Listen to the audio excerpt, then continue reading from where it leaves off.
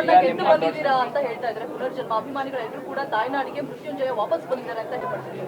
ಇಲ್ಲ, ಅವರು ಅದ್ರ ಬಗ್ಗೆ ಗೀತದ ಬಗ್ಗೆ ಮಾತಾಡೋಂಗೇ ಇಲ್ಲ. ನಾಡ್ದಲ್ಲ ಯೂಶ್ವಲಿ ಗಂಡಸರಿಗೆ ತಾಯಿಂದ ತುಂಬ ಇರ್ತಾರೆ, ಹೆಣ್ಮಕ್ಳಿಗೆ ಕಷ್ಟ ಆಗ್ತದೆ ನೋಡೋಕ್ಕೋಗಿ.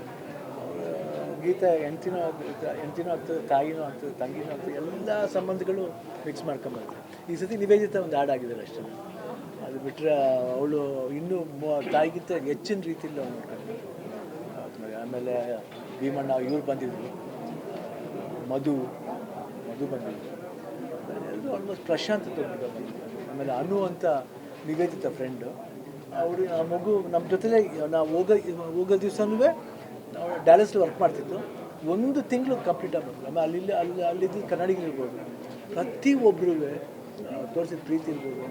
ನಾವು ಅದು ಮಾಡ್ಕೊಡ್ತೀವಿ, ಇದು ಮಾಡ್ಕೊಡ್ತೀವಿ, ಏನು ಮಾಡ್ಕೊಡ್ಬೇಕು ಹೇಳಿ, ಅದೆಲ್ಲ ಮರೆಯೋಕ್ಕೆ ಅಲ್ಲ. ಅದಕ್ಕೆ ಮತ್ತು ಯೂನಿವರ್ಸಿಟಿ ಒಂದು ಫಂಕ್ಷನ್ ಮಾಡಿದಾಗ ನಾವು ಎಮೋಷ್ನಲ್ಲಾಗಿ ಅದಕ್ಕೆ ಇವತ್ತು ತುಂಬ ಸ್ಟ್ರಾಂಗಾಗಿ ಹಳ್ಳೆ ಬ್ಯಾಡ್ಗಳು ಇವತ್ತು ಸ್ಟ್ರಾಂಗಾಗಿ ಇರಬೇಕು ಅನ್ನೋದಕ್ಕೋಸ್ಕರನೇ ಇವತ್ತು ಸ್ವಲ್ಪ ಧೈರ್ಯವಾಗಿದ್ದೀನಿ. But I think it was very touching for me. ನಾನು ಮರೆಯೋಕ್ಕೆ ಆಗಲ್ಲ. ಐ ಥಿಂಕ್ ದೇವರ ಆಶೀರ್ವಾದ ಜಾಸ್ತಿ ಇತ್ತು ಅಂತ ಇವರು ಭೀಮಣ್ಣ ಅಂತ ಗೊತ್ತು, ಶಿರ್ಸಿ MLA, ಇವ್ರ ತಾಯಿ ತಮ್ಮ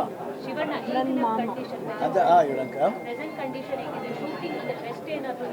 ಹೇಳಿದರೆ I can work normal work ಮಾಡ್ಬೋದು. ಫುಲ್ ಫ್ಲೆಜ್ ಆ್ಯಕ್ಷನ್ ಬಂದ್ಬಿಟ್ಟು ಮಾರ್ಚ್ ಎಂಡಿಂದ ಮಾಡ್ಬೋದು. ನೀವು ಹೋಗ್ಬೇಕಾದ್ರೆ ಎಮೋಷ್ನಲ್ ಆಗಿರಿ, 1 ತಿಂಗಳು ಕಾಲ ಫಸ್ಟ್ ಟೈಮ್ ಮನೆ ಬಿಟ್ಟು ಹೋಗ್ತಿದ್ದೀನಿ. ಸೊ ಇವತ್ತು ಬಂದ್ರಿ, ಗೇಟ್ ಒಳಗಡೆ ಬಂದಾಗ ಅಭಿಮಾನಿಗಳ ಈ ಒಂದು ಸ್ವಾಗತ ಏನು ಅನ್ನಿಸ್ತು ಆ ಕ್ಷಣ? ಇವಾಗಿಂದ ನಮ್ಮ 38 ವರ್ಷದಿಂದ ಆ ಊನೇ ನನ್ನ ಬೆರೆಸ್ತಾ ಇದ್ರು. ಇವತ್ತಿಂದ ಮರೆಸ್ತಾ ಇರೋದು ಅಂತಲ್ಲ. ಶಿವಣ್ಣನಿಗೆ ಏನಾದ್ರು ಆಗಬೇಕು ಅಂತ ಇದರಿಂದ ಯಾವಾಗಿದ್ರೂ ಅವ್ರು ನನ್ನ ಅದೇ ಥರ ಹೂಲೇ ಬೆರೆಸ್ತಿದ್ದಾರೆ. ಅದು ನನಗೇನು ಅದಕ್ಕಿಂತ ಹೆಚ್ಚೇನಂದರೆ ಅವ್ರ ಪ್ರೀತಿ, ಅವ್ರ ಕಾಳಜಿ ಇದೆಯಲ್ಲ, ಏನಾಗಿದೆ ಪ್ರತಿಯೊಬ್ಬರಿಗೂ ಅದೆಯಲ್ಲ, ನನಗೆ ಅದು ಭಾಳ ಟಚ್ ಆಯಿತು. ಕಿಂಗ್ ಇಸ್ ಬ್ಯಾಕ್ ಅಂತ ನಿಮ್ಮನ್ನ ಇವತ್ತು ವೆಲ್ಕಮ್ ಮಾಡಿದ್ರು ಎಲ್ಲ ಅಭಿಮಾನಿಗಳು. ಕಿಂಗ್ ಇಸ್ ಬ್ಯಾಕ್ ಅಂತ I think king will be always back. Particular ಆಗಿ ಒಂದಿಷ್ಟು ಪಾತ್ರಗಳ ಮುಖಾಂತರ ಅಭಿಮಾನಿಗಳಿಗೆ ಇನ್ಸ್ಪಿರೇಷನ್ ಆಗುವಂಥದ್ದು ಬೇರೆ ಇರುತ್ತೆ.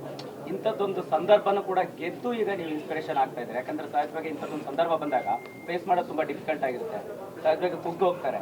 ಸೊ ಅಂತಹ ಸಂದರ್ಭಗಳನ್ನು ಫೇಸ್ ಮಾಡೋರ್ಗೂ ಕೂಡ ಈ ಸಿಚುವೇಶನ್ ಇನ್ಸ್ಪಿರೇಷನ್ ಆಯಿತು. ಧೈರ್ಯ ಕೊಡೋರು ಇವರು ಜಾಸ್ತಿ ಮನೆಯಲ್ಲೇ ಇಲ್ಲೇ ಪಕ್ಕದಲ್ಲೇ ಇದ್ದಾರೆ. ಅವರಿರ್ಬೋದು, ಫ್ರೆಂಡ್ಸ್ ಇರ್ಬೋದು, ಆ್ಯಂಡ್ ಸಂಬಂಧಿಕರು ಇರ್ಬೋದು.